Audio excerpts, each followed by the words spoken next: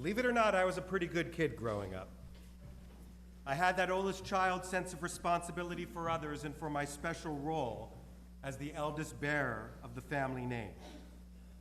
Sure, there were incidents reflecting poor judgment and short-sightedness, and as a bit of a rebellious rabbi's son, there were some immature outbursts seeking to prove that not only was I not a Talmud scholar, but I could be the worst kid in Sunday school.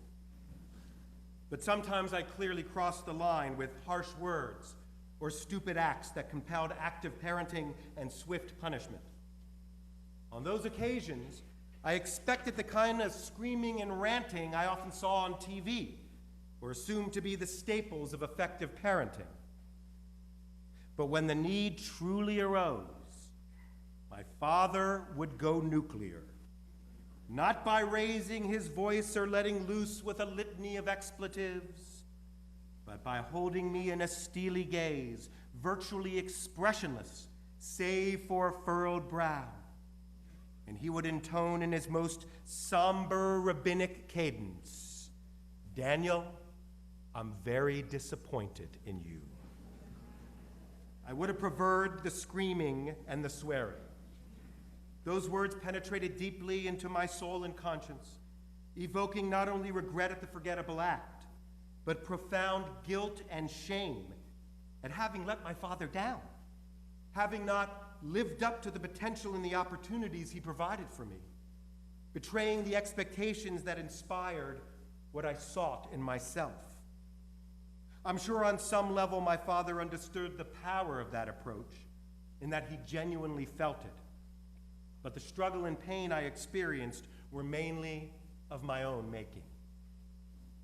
The potency of guilt has waned a bit since its peak in the Middle Ages, becoming almost a trite punchline to ethnic jokes involving Jewish mothers sitting cold and hungry in the dark. But shame remains devastating, with its echoes of scarlet letters, Puritan denial, and severe physical trials. And though the means of inflicting shame and guilt have evolved, their use remains effective in bringing about change and growth. But their abuse for ulterior motives and for personal agendas continues to cause irreparable harm. So what's the difference between guilt and shame? Words often used interchangeably. Opinions vary, but most agree that guilt arises from the awareness of harm we've done to others, while shame reflects how we feel about ourselves, often in relation to the same act. For example, I'm a Wall Street master of the universe who pilfered your 401k in the recent downturn. I would feel guilt that I destroyed your retirement and left you to eat cat food in your 80s. But I would feel shame that I'm the kind of person who destroyed your retirement and left you perusing the pet aisles. If only guilt and shame so easily plumb the hearts of those most in need of it. Experts vary on how useful both emotions are in altering behavior. While guilt tends to push us into righting wrongs, shame can cause us to turn inward, to hide, to deny and to blame others. A shame spiral, as it is often called, can lead to depression, addiction, and even bullying in an attempt to lash out at something or someone other than ourselves. In the past, shaming was the go-to public punishment, often used disproportionately to torture and humiliate as a kind of deterrence, reflecting the consequences of challenging the status quo or the power of authority. And while pillorying in the town square stocks has been thankfully relegated to the past, there are contemporary modes of shaming that have marked the soul even more dramatically than the body. Journalist John Ronson's recent book, So You've Been Publicly Shamed, details the rash of recent sufferings in the cyber stocks. He recounts the travails of inventive or plagiarizing authors whose errors in judgment or professional sloppiness were widely disseminated and permanently affixed to their online reputations, which today means indefinitely. Others seeking a voice in our cultural cacophonous conversation tweet aphorisms that seem clever in the moment, only to be misinterpreted or taken out of context as irredeemable racism, sexism, or misogyny. What followed both careless scribes and thoughtless tweeters was nothing less than a cyber lynching, a kind of online excoriation far exceeding the wrong, whether intentional or not. Thousands spewed forth derision, contempt, and even bodily threats from the cozy and distant confines of online anonymity. Many of those so publicly shamed have yet to recover personally and professionally, even suffering a kind of post-traumatic stress disorder from the ordeal. Ronson questions the intentions of those who expose and pile on to the perpetrators. Is it a righteous expression of speaking truth to power, or a petty indulgence in Schadenfreude, taking satisfaction in the pain of others? Is there a difference between taking down an impersonal bureaucracy versus destroying an individual's reputation and livelihood? And more disturbingly, men are excused for their excesses far more often than women, and public online attacks against women often descend into the most heinous threats of sexual violence. Some interesting responses have emerged. Legislation is being proposed for the right to be forgotten online, compelling internet companies to purge histories beyond a certain date. And some nimble entrepreneurs have made lucrative lemonade, like Reputation.com, a service for a fee, of course, which seeks to erase bad entries in the blogosphere. But beyond these tragic excesses and clumsy solutions, there are important implications for a more subtle and constructive use of guilt and even shame. They remain useful motivations for behavioral change and refinement when used judiciously. The key is in the intention of the one who wields these tools and the balanced perspective of the one who struggles with them. Let's leave aside for a moment the most dramatic extremes, the sadistic shamer who takes pleasure in hurting others, and the sociopath who innately feels no remorse. The rabbis added their take on these outliers, equating the senseless shamer to one who sheds blood, and describing the sociopath as azut panim, literally strong of face, one immune to shame, a quality which was a cause of the destruction of the temple and Jerusalem. If the giver of guilt seeks to evoke constructive change and does so from a loving, caring place, like my good old dad, it is helpful and healthy. And if the internal struggle of the guilty is rational, binding words, acts, and consequences in a direct and realistic way, in other words, feeling guilt for things we can genuinely control versus what is beyond our ability to alter, then that too is helpful and healthy. And if we learn from the situation toward a different outcome in the future, the benefit is magnified even more. As you might imagine, in this age of science quantifying all and technology seeking to solve all, this innate and timeless human challenge has been reduced to an equation with an answer. And while a bit simplistic in coping with human complexity, it offers some compelling insight. The guardians of Garden Grove, California, had a problem. Cars sped carelessly and callously through school zones, endangering children despite the threat of tickets. So, an industrious soul devised a fascinating experiment, one whose success is evident on countless streets in our community. No one seemed to pay attention to the speed limit signs, no matter how big or bright their appearance.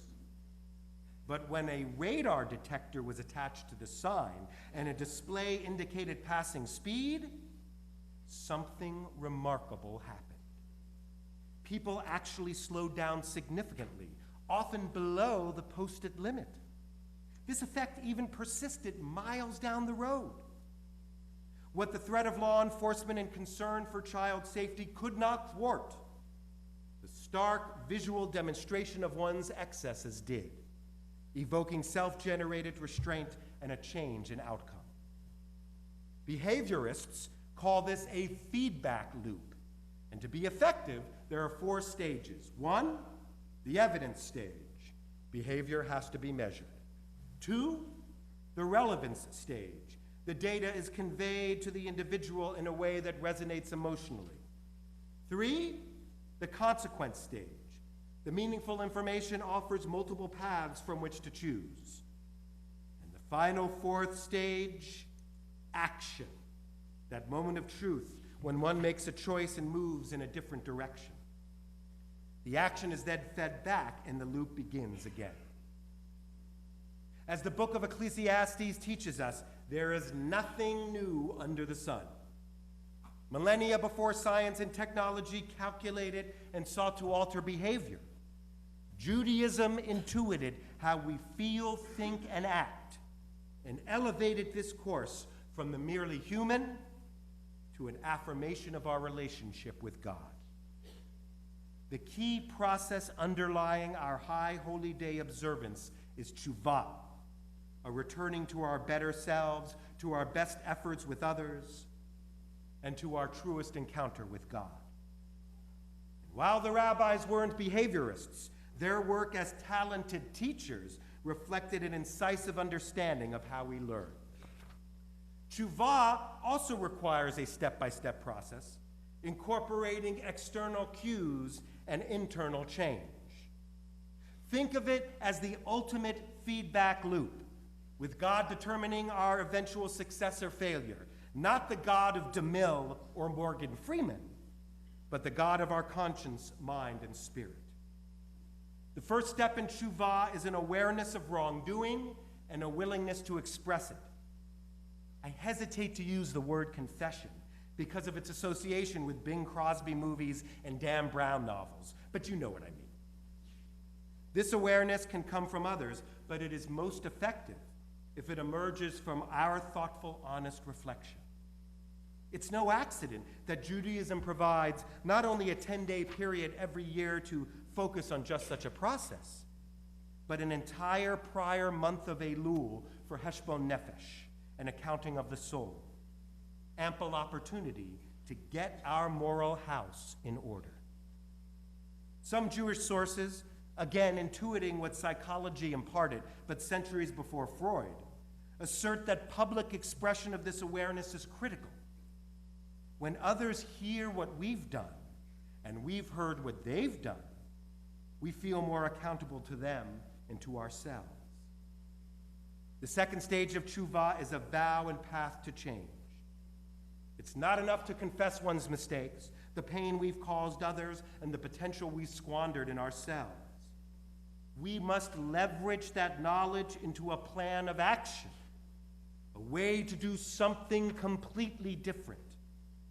Again, our sages appreciated and taught that public pronouncements of our promises hold us more firmly to them, as in the liturgy we just concluded. And finally, the last stage is where the rubber meets the road, months from now, when the intensity and community of the holidays is but a distant, nagging memory, and we've returned to normal, complacent life.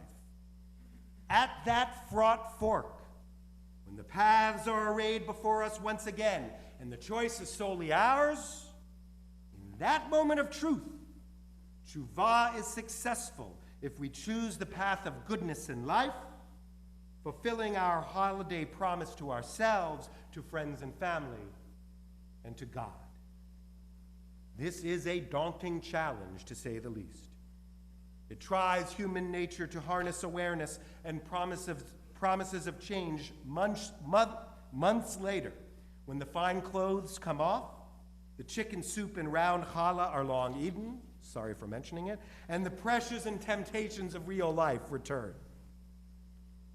But if Judaism is nothing else, it is a clarion call to embrace what is difficult because it is good and it is right. Our faith compels us, inspires us to rise above what is least in us, to seize and hold what is best in us, to know that though we possess feet firmly planted on the terra firma of daily struggles, at any moment we can ascend to heights a little lower than the angels. The scriptural adage that there is nothing new under the sun also teaches that timeless wisdom can come from many sources. And with so many adherents to Buddhism amongst Jews, the pithily designated Jewboos, I thought I'd share this bit of Eastern Chokhmah. Two Buddhist monks were on a journey, one a master, the other a student. They approached a raging river, and on the bank stood an alluring young lady, the proverbial damsel in distress. She was clearly concerned about how she would get to the other side of the river without drowning. The student walked straight past her as if she was invisible, heedless to her desperation as he blithely crossed the river. The master, without hesitation, picked her up and carried her across the wild waters. He placed her on the opposite bank, turned back to his student, and they continued wordlessly on their journey.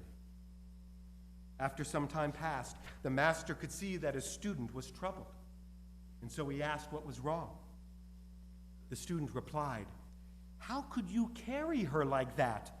You know our laws, our ways. We are not permitted to touch women. Have you no shame?" The master answered, "I left the woman at the river's edge a long way back. Why are you still carrying her?" Often the heaviest of soul burdens are the ones we heap upon ourselves. Soon the weight loses its function to futility, and we must put it down if we are to move on. But the ultimate power of guilt and shame resides within us. The ultimate arbiter of right and wrong, good and evil, life and death, also lies within us. But as done poetically intoned, no man is an island. None of us exists solely with or for ourselves. Our love and care, our anger and our angst, our dreams and our purpose are really about who we are to others and who we are to God.